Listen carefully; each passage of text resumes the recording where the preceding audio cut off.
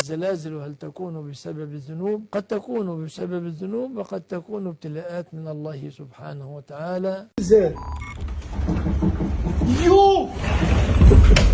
وقد تكون عذابا في الدنيا للمسلمين ورحمة لهم في الآخرة.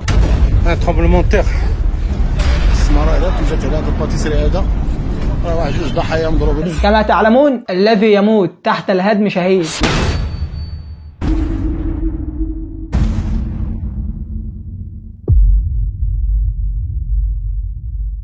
ولكن في النهاية يا إخوان، ظهر الفساد في البر والبحر بما كسبت أيدي الناس. أنا وإنت السبب في اللي بيحصل. ظهر الفساد في البر والبحر بما كسبت أيدي الناس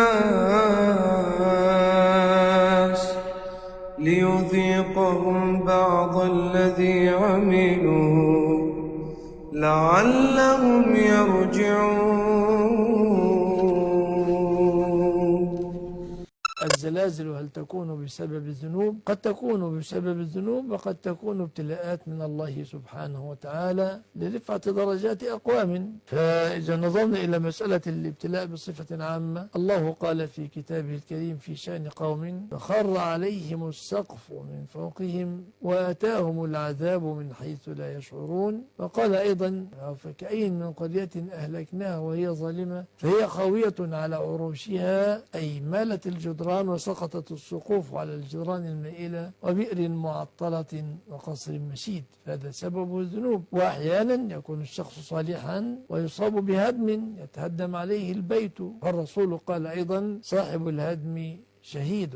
فالوجهان واردان. نفهم من كده الزلازل قد تكون غضبا وانتقاما من الكافرين، وقد تكون عذابا في الدنيا للمسلمين ورحمة لهم في الآخرة، وقد تكون ابتلاء لأهل القتل بالهدم، وقد تكون تذكرة ليوم القيامة. غضبا وانتقاما زي قوم شعيب فأخذتهم الرجفة فأصبحوا في دارهم جاثمين. وقد تكون الزلازل عذابا للمسلمين في الدنيا ورحمة بهم في الآخرة. يقول النبي أمتي هذه أمة رحومة ليس بها عذاب في الآخرة، وعذابها في الدنيا الفتن والزلازل والقتل. وقد تكون ابتلاء لأهل القتل بالهدم. كما تعلمون الذي يموت تحت الهدم شهيد. ولكن في النهاية يا إخوان، ظهر الفساد في البر والبحر بما كسبت أيدي الناس. أنا وإنت السبب في اللي بيحصل. ظهر الفساد في البر والبحر بما كسبت أيدي الناس